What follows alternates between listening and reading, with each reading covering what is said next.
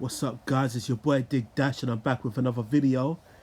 In this video, just gonna review this new device that I came across on eBay. It's called the PXP3. Now, basically, it's a handheld retro gaming machine. It mainly has Mega Drive games, a few NES games, a few fraudulent games. It just has many kind of games on there. Apparently it's got, nearly 2 million games. So here's the device itself. The build quality is El Cheapo.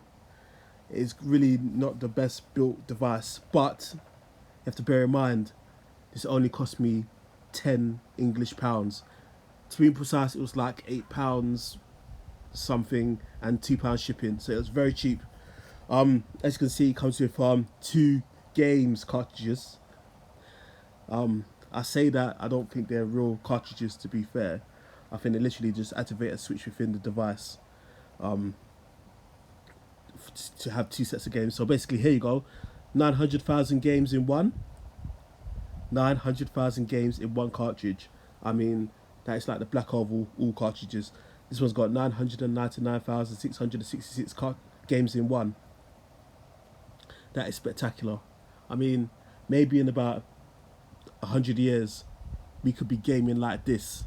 I doubt we have cartridges, but we'll have that many games in such a small space. And there you go again, yet again, 900,000 games in one. Now, I don't think that's possible, and you'll see exactly what I'm talking about. Basically, I think this console has about 100, 120 games. I'm not exactly sure because the games list tends to repeat itself, and I've not got time to pick through it and figure out which games are unique and which games aren't. So it has a built-in battery, rechargeable battery. It's chargeable via USB, which is fantastic. For the price, it's quite good.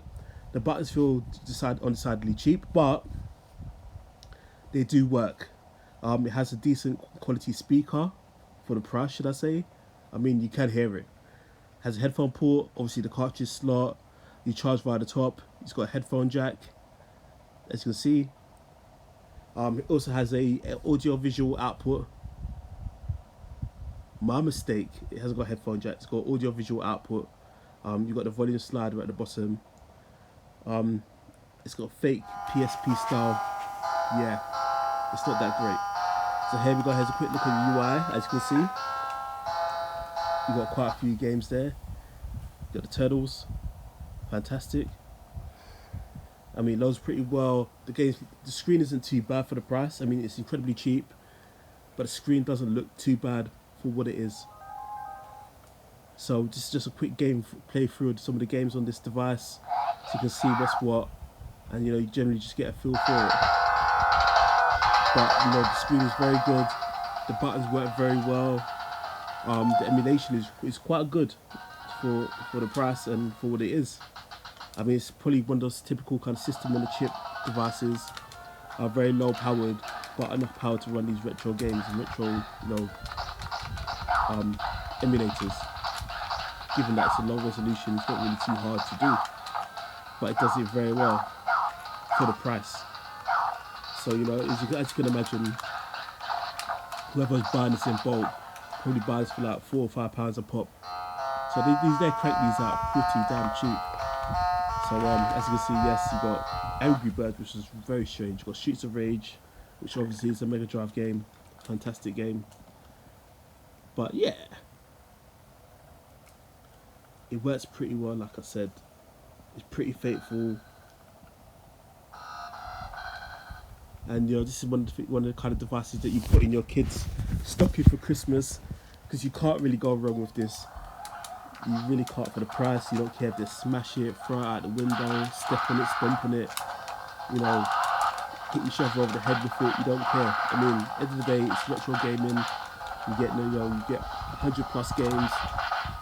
The kids will absolutely love this. And you can even chuck it to some of your adult friends and be like, well, here you go.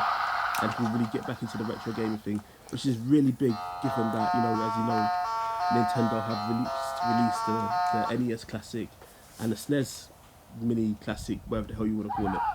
and you know, retro game is a humongous kind of scene at the moment with the retro pie kind of pushing it. So definitely, I would recommend this device just simply because of the price and just the fact that it's not terrible, but it's not great. You know, you can spend a little bit more and get something a little bit more substantial, a better screen. But for what it is, £10, you can have a couple of these in the back of the car, you know, to entertain the kids. As you can see, Sonic runs pretty well. You know, there's a slight bit of screen tearing, just a little bit of screen tearing. It's barely noticeable. I mean, I've got a very keen eye, so I can pick out these things. But aside from that, I mean, the emulation is very good. It runs pretty well. The colours aren't too bad. I know it's just a cheap TFT screen. So it's got the old school screen technology. But at the same time, you know, it looks kind of, because it's quite a small screen, it works pretty damn well. So yeah, let me just let you go through it and, you know, you see how the games play. Here's some of the audio. Ghosts and Chords, that's a classic.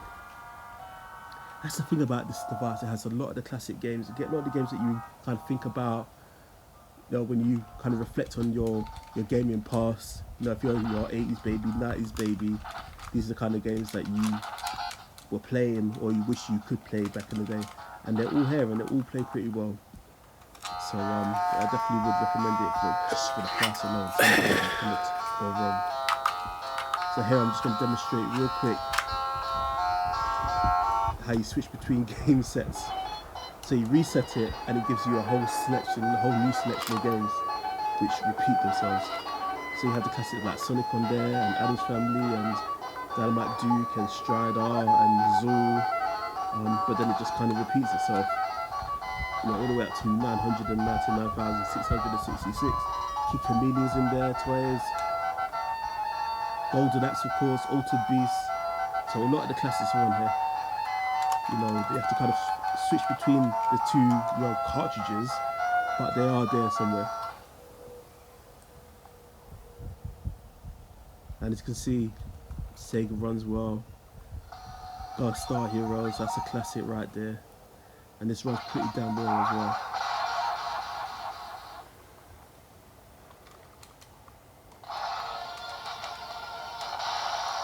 And as you can see, it runs at full speed.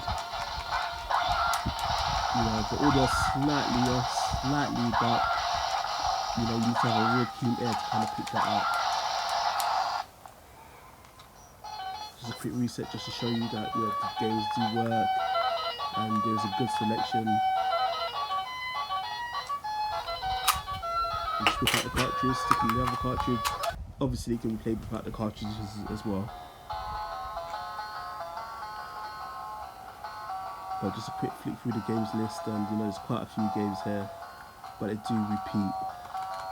So it's not as many games as you would think. And I'm pretty sure that the order is pretty damn random as well. And you've got the classic right here, Sensible Soccer. You know, one of the classic soccer games of the back in the day of the 90s. This was my sheesh.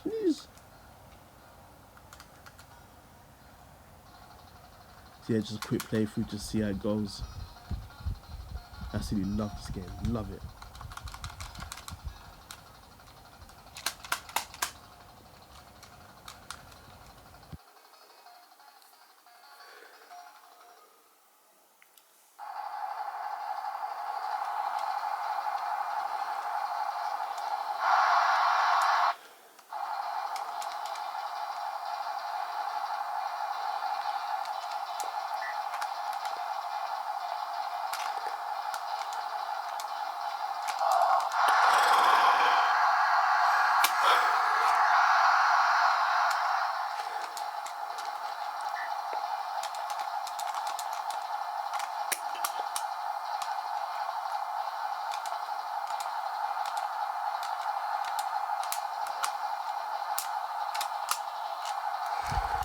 Yeah, the classic Sensible Soccer.